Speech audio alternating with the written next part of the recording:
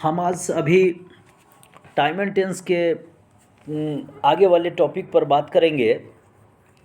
इससे पीछे वाले लेक्चर में हमने इस पर बात किया था क्या कि टाइम एंड टेंस टॉपिक क्या है और टाइम एंड टेंस के तहत में हम किस प्रकार के रूल्स को हम स्टडी करते हैं।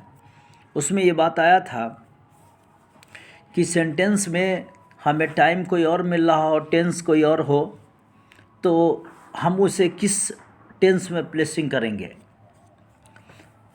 स्पेशली हम हिंदी से इंग्लिश सीखते हैं उनके लिए प्रॉब्लम होता है क्या कि जो उसमें कोई टाइम इंडिकेटिंग वर्ड हो, जैसे आज, जैसे कल, ऐसा कुछ हो, जैसे अगले वर्ष, इस टाइप का कुछ हो, और उसमें टेंस कुछ और बता रहा हो कि खा रहा हूँ, जा रहा हूँ, कर रहा हूँ, इस टाइप का, तो उस समय में ये कन्फ्यूजन जो क्रिएट होता है क्या कि किस टेंस में इसको प्लेसिंग किया जाए।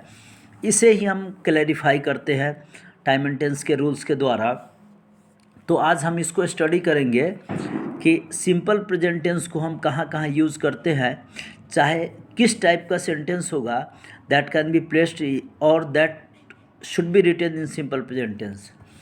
यहाँ पहले हम सिंपल प्रेजेंट टेंस के स्ट्रक्चर को जान ले कि सिंपल प्रेजेंट टेंस में हम कहीं पर भी, चाहे किसी भी टेंस में, पहले तो सब्जेक्ट को हम सबसे शुरू में प्लेसिंग करते हैं, उसके बाद में हेल्पिंग वर्ब और मेन वर्ब में से जिसका पोजीशन हो उसे हम प्लेसिंग करते हैं, उसके जिस रूप की आवश्यकता उसे प्लेसिंग करते हैं। उसके बाद जो बच जाता हो, जैसे ऑब्जेक्ट है, कॉम्प्लीमेंट है, और हम इसके लिए एक वर्ड यूज़ करते अदर। तो हम यहाँ पर सिंपल प्रेजेंट में जानेंगे कि हम सबसे पहले सब्जेक्ट को ले लेंगे और उसके बाद में हम वर्ब वन लेंगे, या हम उसमें वर्ब वन के साथ में एस सी एस लगा करके verb five, fifth form of the verb को हम यूज़ करेंगे, और ऑब्जेक्ट एंड कॉम्प्लीमेंट या अदर जो भी होगा उसको हम लगाएंगे।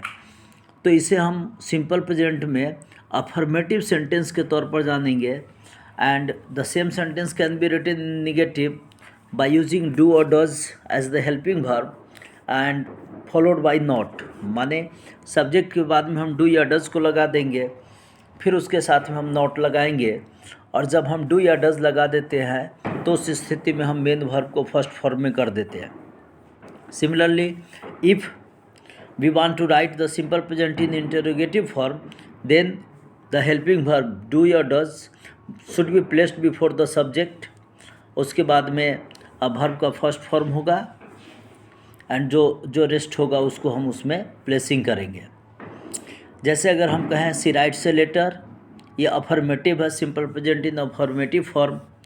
सी does not write a letter, affirmative negative, नहीं, simple present in negative form हुआ।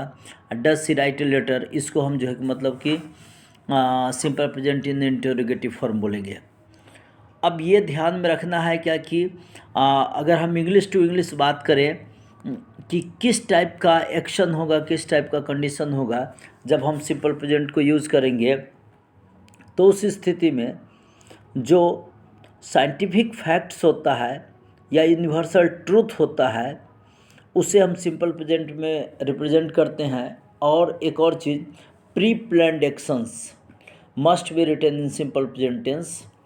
तो हम यहाँ पर रेगुलर हैबिट या साइंटिफिक फैक्ट्स या यूनिवर्सल ट्रूथ को हम एग्जांपल से समझें, या प्री प्लान्ड एक्शन को, जैसे the prime minister dot dot dot here tomorrow, तो हम इसमें कम्स का उपयोग करेंगे। The prime minister comes here tomorrow, इसमें हम विल कम नहीं लिखेंगे। क्यों? क्योंकि प्राइम मिनिस्टर का आना एक प्री प्लान्ड एक्शन होता है and it has to be written in simple present tense. ऐसे ही जो यूनिवर्सल फैक्ट्स होता है, जैसे the sun rises in the east, the sun sets in the west, water boils at, इस टाइप का जो सेंटेंसेस होता है इसको हम बोलेंगे कि ये साइंटिफिक फैक्ट्स है या यूनिवर्सल ट्रूथ है, तो इसे हम सिंपल प्रेजेंट टेंस में ही रिप्रेजेंट करते हैं। तो आगे हमें ये ध्यान में रखना है कि अगर दिया गया हो the sun dot dot dot in the east rises और इज़ राइजिंग, इसमें से हमें किसी एक का सिलेक्शन करना हो तो हम उसे राइजेज को हम सेलेक्ट करेंगे। ऐसे ही अगर हमें दिया जाता हो कि water dot dot dot at 100 degree celsius boil और बॉयल्स और इज़ बॉइलिंग, या और जो भी ऑप्शन हो, तो हम इसमें वॉयल्स का सिलेक्शन करेंगे। तो ये हुआ कि हम सिंपल प्रेजेंट टेंस को हम इस रूप में यूटिलाइज करते हैं। अब हम इसके आगे स्टडी करेंगे कि प्रेजेंट कंटिन्यूअस को हम किस किस कंडीशन में यूज़ करते हैं, उसके स्ट्रक्चर क्या होते हैं और हमें उसको जो है कि किस प्रकार से यूटिलाइज करना चाहिए। Thank you.